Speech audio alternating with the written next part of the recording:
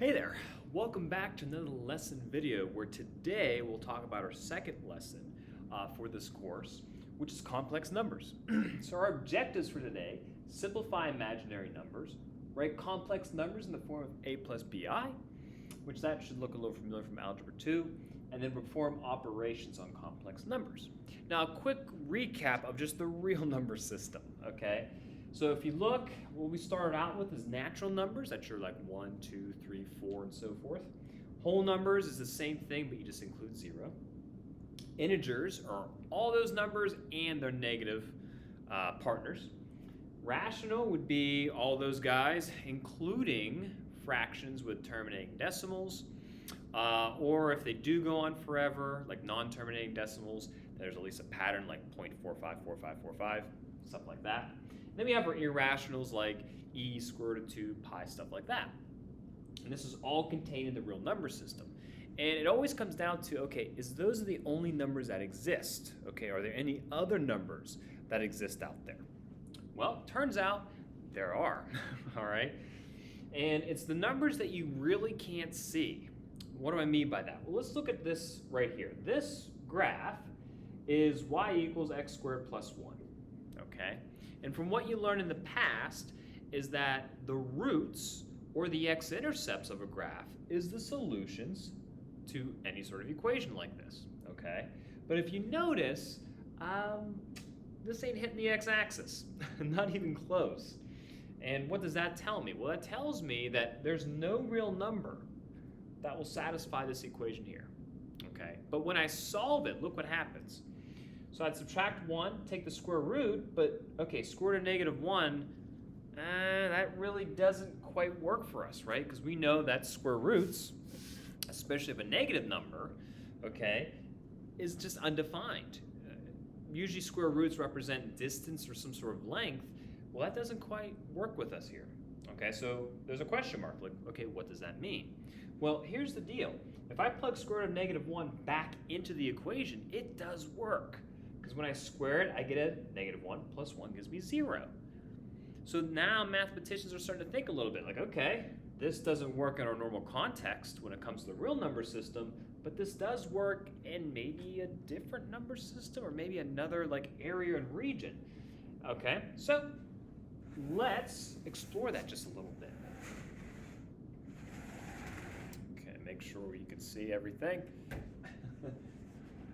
All right. Sorry. I'm trying to get this to where you can see both boards that I'll be writing on.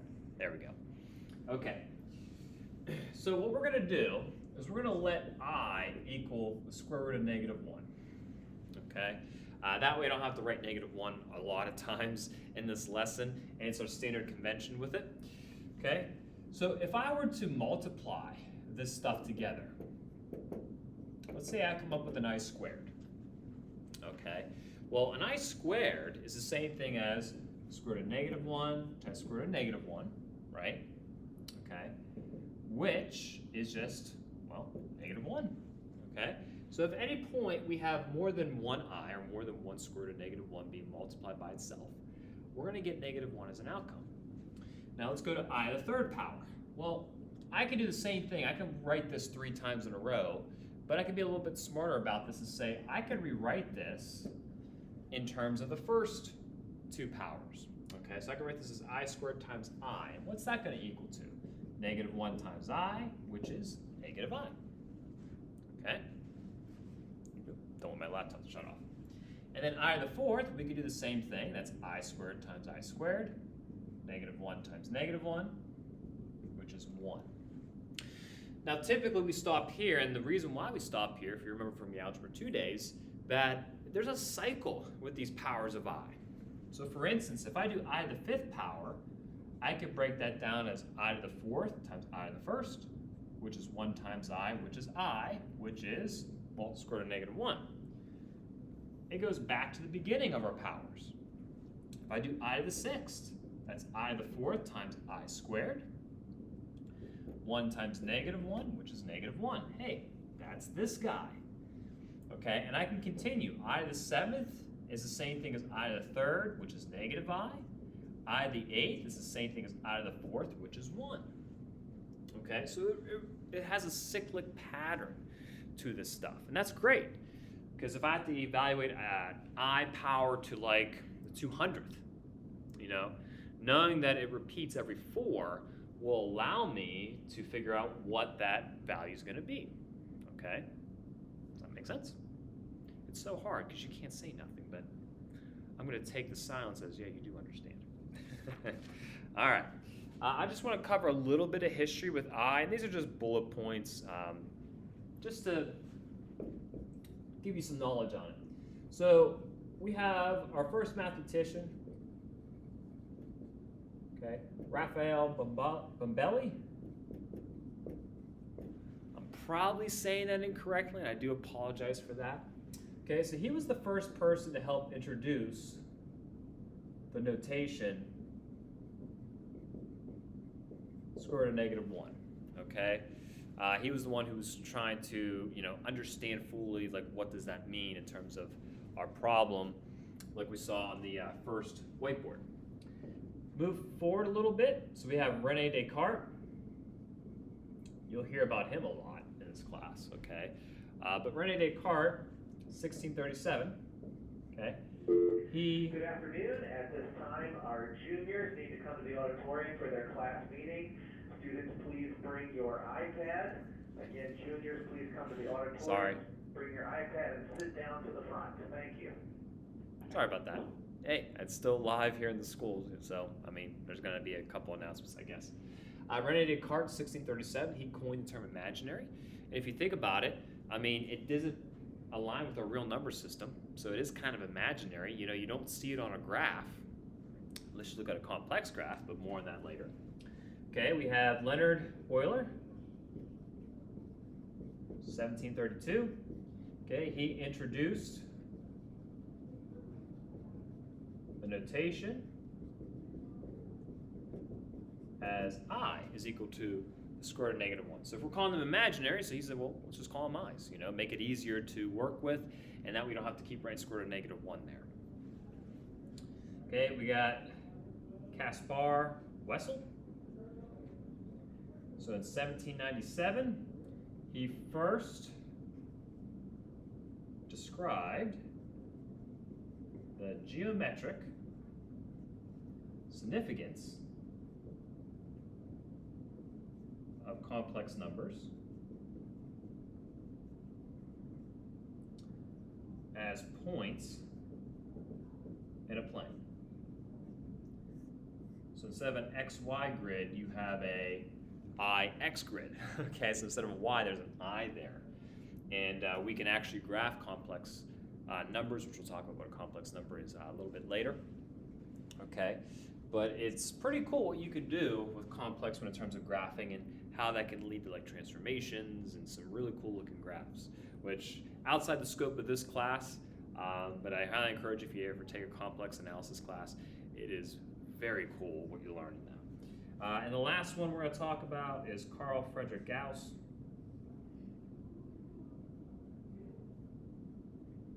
Just have excuse me. Just have enough space. 1797.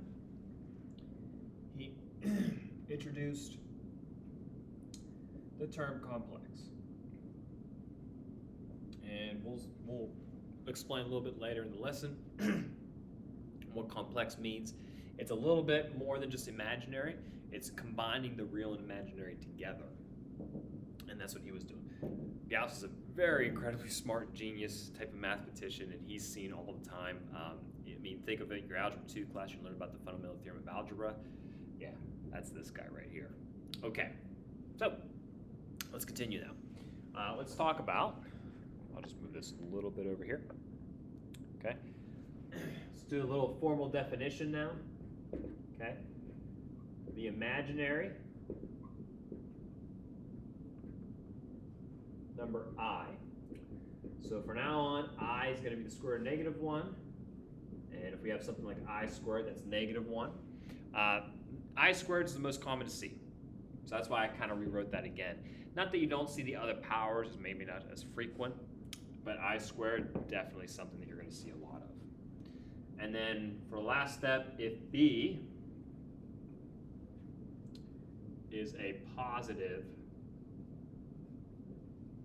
real number,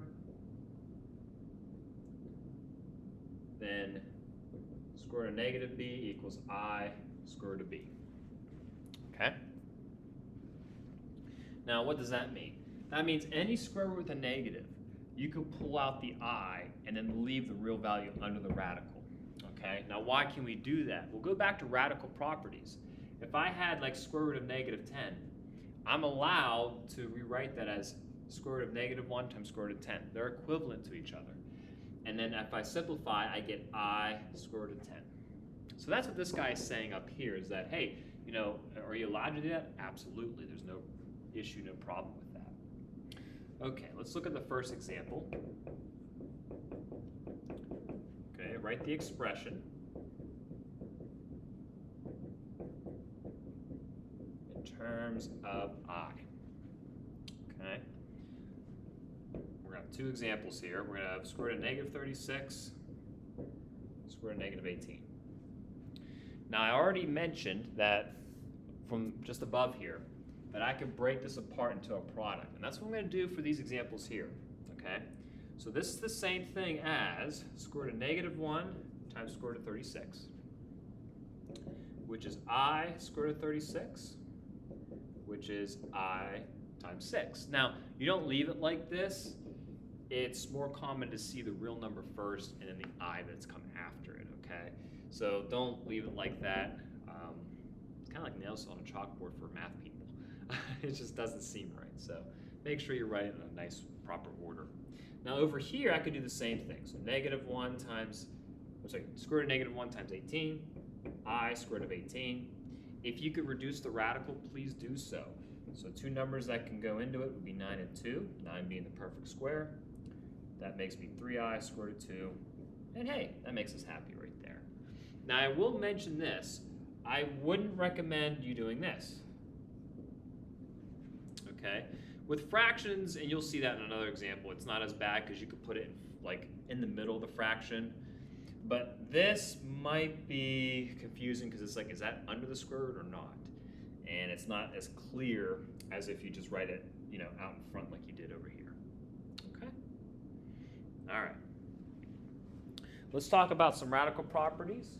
We already talked about multiplication. We're going to talk about division as well.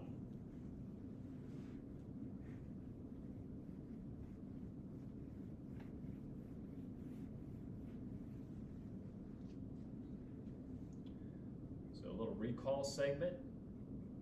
I'm going to abbreviate multiplication and division properties of radicals. And remember, the word radical just means square root. Okay, so don't get confused on that term right there. So the first one we already talked about. If you're multiplying under the radical, you can split them apart. They're equivalent. With division, I can do the same thing. If I'm dividing with a square root, I can split them apart separately. Okay? But one thing I want to point out to you is that these here are only defined for real numbers. So if there are negatives under the square root, I cannot do this, okay? And you'll see why in a moment as to why I'm saying that. Because I need to stop talking, just show you an example. I'm not going to speak hypotheticals here.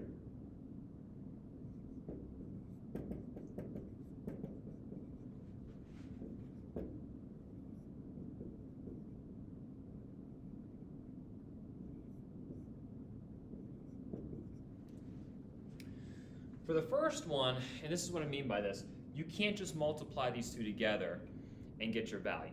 Because if you do multiply them together, you get a positive number. And technically, it's not a positive number, okay? So let's just, what I want to propose is this. If we're going to simplify this, I know that a negative means that I could pull an I out. So I'm going to do that for each one. So this is I square root of 4 times I square root of 49, okay? Now, what I can do is multiply the imaginaries to get I squared. Square root of 4 is 2. Square root of 49 is 7. Okay, so now what I can do, again, is I can substitute I squared for a negative 1. And then again, 2 times 7 is 14. Multiply them together, I get negative 14. Again, not something that you're going to get if you multiplied them straight across, okay? Because again, it's not very defined in terms of like those properties when it comes to imaginary. They don't follow the same rules and logic with it.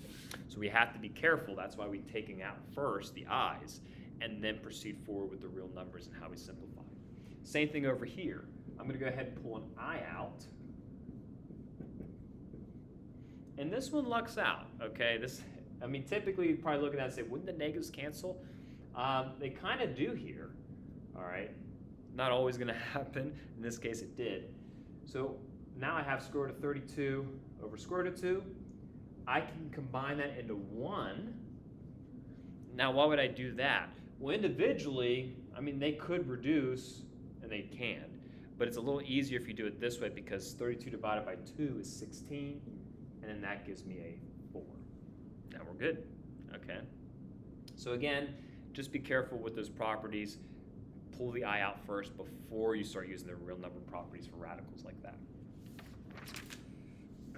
All right, moving on. If I can find the page, there we go. Let's go back to powers of I.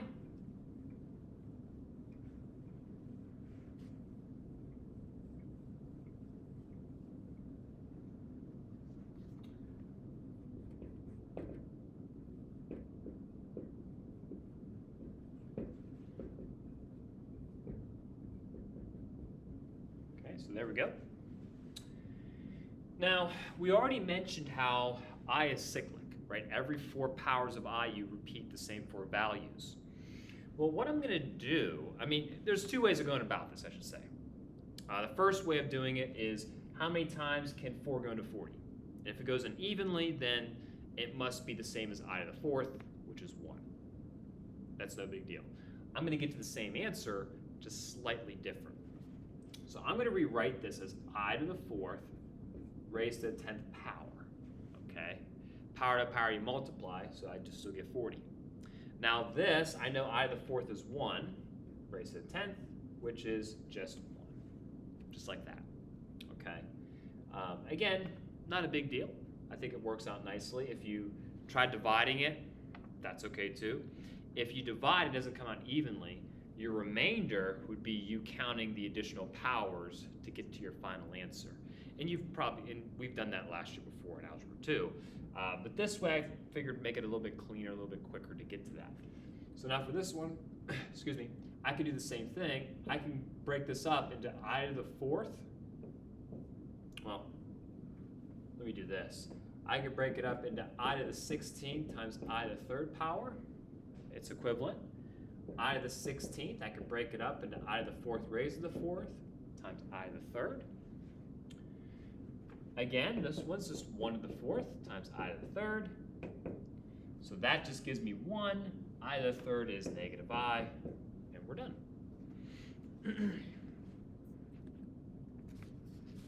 Okay, sorry about this. I need to make sure the camera is focused on the right sections of the board. And my screensaver came on. There we go. Okay. Now the last one, I to the negative 15th. Now that's a negative. Like what the heck's going on? Well, I can rewrite that as I to the negative 16th times I to the 1st. They're equivalent. I could rewrite this as I to the 4th raised to the negative 4th times I to the 1st.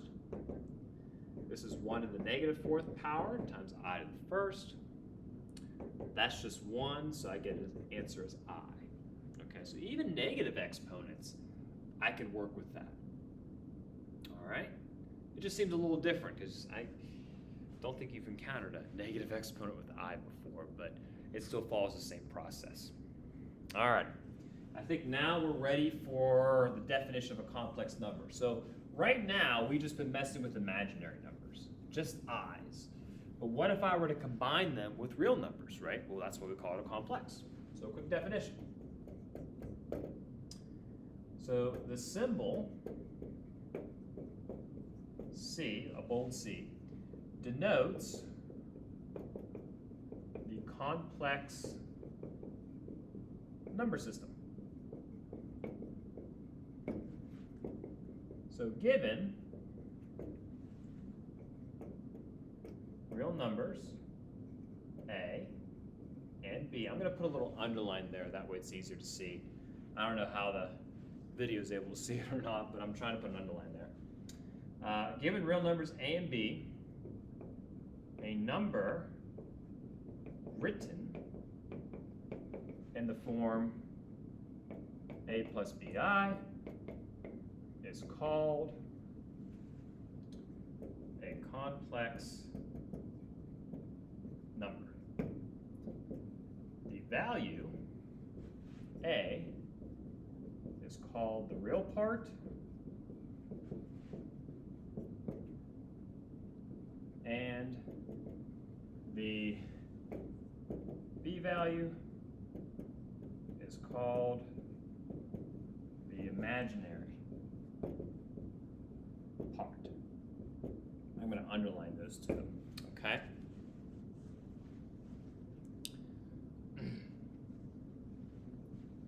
What do you think? So far, so good? Now,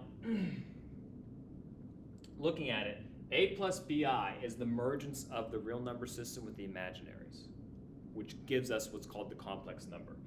So let me give you a quick example next to it. So for instance, you could do something like 5 minus 7i. So 5 is the real part, negative 7i is the imaginary. Now because we're writing it in A plus BI, we want to keep it addition.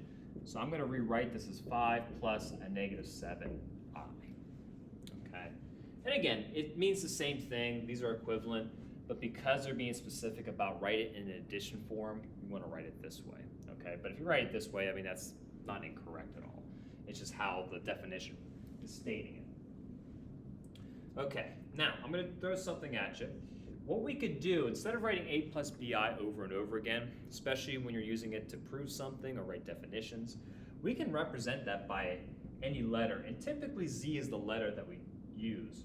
So we could say Z denotes a complex number. Okay? So for example, you could say that Z equals A plus BI. So you could say over here, Z equals 5 plus negative 7i, okay? That way, if you need to use this for other calculations, you can use Z and other things. I mean, eventually you're gonna have to write the full number out, but like I said, it's kind of nice. So let's go ahead and write this definition a little bit more algebraically. So the complex number system is defined as, okay, our complex number such that A and B are still real numbers, but the I part is the imaginary. That's represented by the square root of -1. So this is just me writing the definition just more algebraically. And I want to put here as an emphasis for Z is A plus BI. Now let's classify A and B a little bit. So A, okay, is the real part. And we have a symbol for that, or a way of writing it. We could say it's the real part of Z or the real part of the imaginary. So that's just, again, a little notation I'm trying to teach you for future reference if you ever see that. REZ just means that's the real part of your complex number. Okay, B is the imaginary. We have a way of writing it. We could say IM and then the Z has like a little subscript there. Okay. Now, if A is a real number, then every real number can be written as a complex. So for instance, if I just have 1, I'll put this underneath it, a little example. So if I had like 1 can be written as 1 plus 0i. Okay, so we could take all of our real numbers and write them like a complex number. That's what this little sentence is saying right there. Okay? Now that's awesome because now we can redraw our number system. Okay? So now that we're merging the real number system with the imaginary number system, okay? So we could do something like this. So over here is all the real numbers, over here is all the imaginaries, and if we put them together, they're our complex number system. We've been living in the complex number system. How cool is that? And imagine doing that in kindergarten, like, all right, today we're gonna learn 1, 2, 3, 4, and tomorrow we're gonna talk about I, 1 plus 0i, 1, I mean, that wouldn't work out, you know? But it's kind of interesting and kind of cool to think about. Like, we've been living in this number system and not realize it until, well, now, right? To your high school or even college careers, you start looking at this. One thing I want to note before we move on to the next part, okay, if b equals 0, then a plus bi equals the real number, which makes sense. If there's no imaginaries, you just got the real number, okay? And thus tells us that all real numbers are complex. Okay? And it's pretty much what I set up here. You know, even if we get rid of the i's for a moment, we could still write every real number as a complex number, just like what we did down here. Okay? Right over there. Alright. One other thing to note, if a is equal to 0, then we have a plus bi equals bi. So just flipping it, let's say there's no real number, we just get bi. We call this pure imaginary.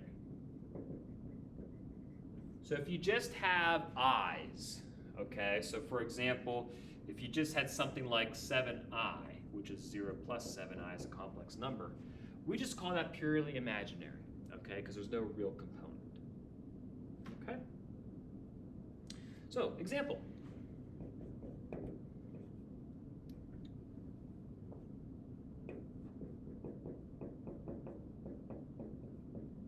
So, write the complex number in standard form, which is a plus bi. Okay, that's what we want.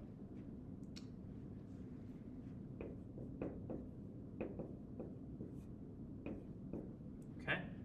Now notice there's no i's yet, but we know there's an I that exists over there. So let's go ahead and pull it out.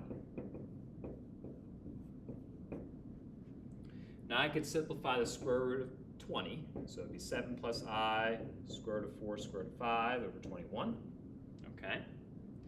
Now notice that square root of 4 reduces, so 7 plus 2i square root of 5 over 21. Now again, this is not written like this. So what I'm going to have to do is split this apart based off its denominator to make it the a plus bi form. I get 7 over 21 plus 2i square root of 5 over 21. I'm going to reduce that fraction. I get 1/3 plus 2i square root of 5 over 21. I'm going to make one final change to this. That I, I'm going to pull it out in front. Because again, I'm trying to match this as closely as possible. So 2 square roots of 5 over 21, I'm going to put an I next to it. So there we go. So there's our form, a plus bi. Okay? Apologize for going a little bit faster. I'm trying to make the video short as possible. Okay? And good news is you can pause it, right? You're able to pause and write down things, or just rewind and listen to some things over again. It's a good benefit. Let's talk about operations now. Operations with complex numbers. Okay? Now division, we'll talk about that a little bit later. We need to talk about conjugate before we do. But let's start with addition. So first, let's just recall something, that z represents a complex number, okay? Because you're going to see that now. So let's look at addition. So if I add two complex numbers, and the subscripts are there just to show you they're two different complex numbers, okay? So if I write this in our usual form,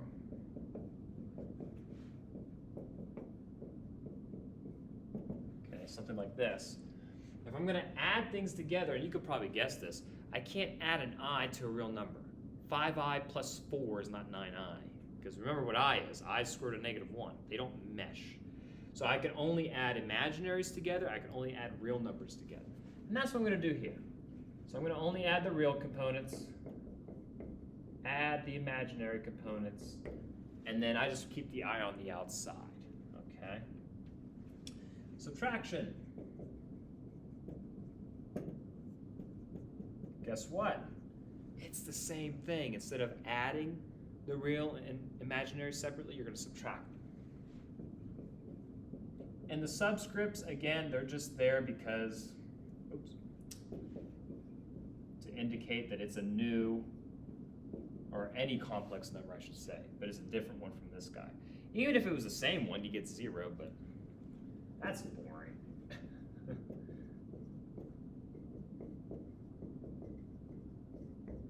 Okay. Last one, multiplication.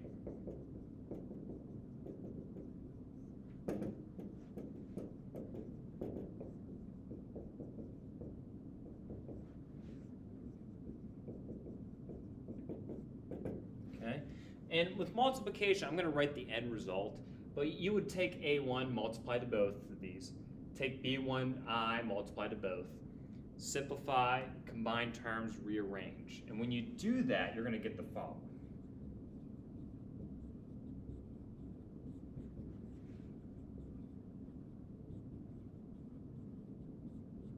Okay, so you get something like this. Again, that's when you're done simplifying this, you get to this result. Now, do you have to memorize this? No. You'll see an example that we can get to this conclusion without having to memorize that process. So let's do an example. So A, be this guy.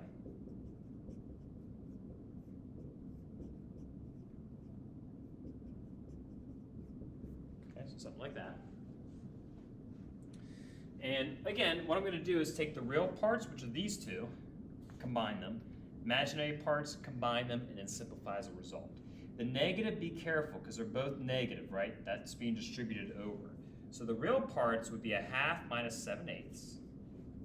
The imaginary parts would be 3/4 minus 5/3, and then i's on the outside. The reason why I put I on the outside is they both have I, right? And it kind of muddles the calculation. You have to keep writing I in there, so it's just a lot cleaner to keep it on the outside. Okay, find some common denominators. So this will be 4/8 minus 7/8, and then 9/12 minus 20/12. Put the I there. And our final result, we get -3/8 plus -11/12 I. And there we go. Simple as that. Okay, I'm not going to do a subtract or an addition one because it's the same process for that, but I will do a multiplication one for you, and then we'll talk about division to finish things up.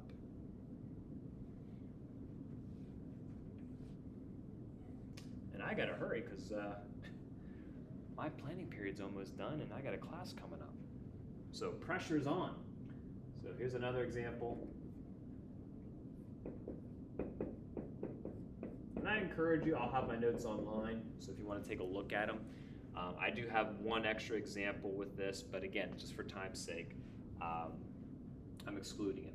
So multiplying these two together, again, could you memorize this and just write the final result? You can, but again, you don't need to. Just like normal binomial multiplication with another binomial, just distribute. So -2 gets multiplied to both of these. I get 4 minus 14i. Multiply -7i, you get plus 14i minus 49i squared. Hey, these cancel out. Perfect. Now, a little note on this one. I squared is -1. And that's a -49. But when I multiply, it becomes a positive, and then I get 53. Now, I want to write it in that form a plus bi. So this seems a little weird, but there's no I, so you write it as 53 plus 0i. Okay? All right. So let's talk about division, but before I do, I got to talk about what the word conjugate is, because that's important. So if A and B are real numbers, then A plus BI and A minus BI are called complex conjugates. So essentially, the only thing different between them is the sign. the product of complex conjugates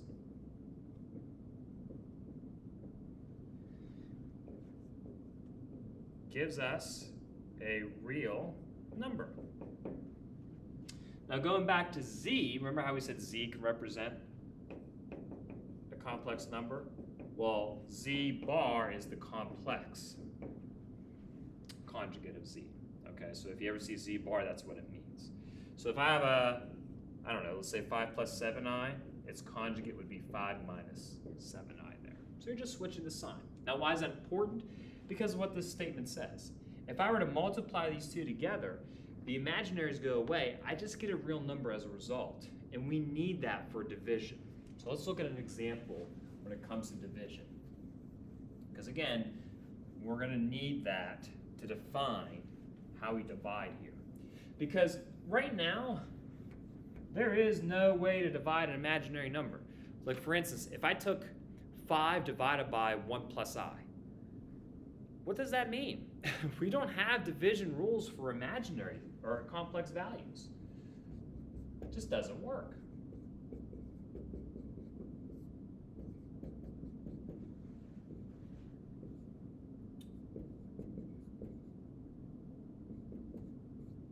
Okay, so if you look at the first problem here, again, we don't know how to divide by a complex number. It's not really something that we have a process for. But we do have a process for an even, or not an even number, a real number. So if I know that the complex conjugates multiply to give me a real number, that's what I'm going to use. So if I multiply top and bottom by the conjugate, I can get rid of the complex number in the bottom, and I just get a real number, which we can divide by a real number, okay? Now, just to also note this, we talked about this in the past, this is not changing the problem. Look at it just a normal fraction. If I did a half and multiplied the top and bottom by 4, okay, that's 4 over 8, which guess what? It's still a half, right? So a lot of times I think it's worth noting that even though this seems like we're changing it, we're not. Okay, the top, we multiply these guys together, just like what we did over there. You get 10 minus 5i minus 22i plus 11i squared. The bottom, well, these are the same binomials, just the signs are changed. Therefore, there's no middle term. I just have to worry about multiplying the outsides. So 2 times 2 is 4, 1i, negative 1i is minus 1i squared.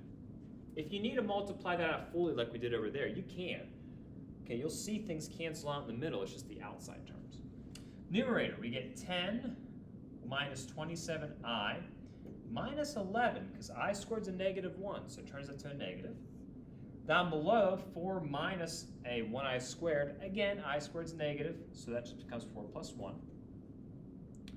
So we get negative 1 minus 27i over 5.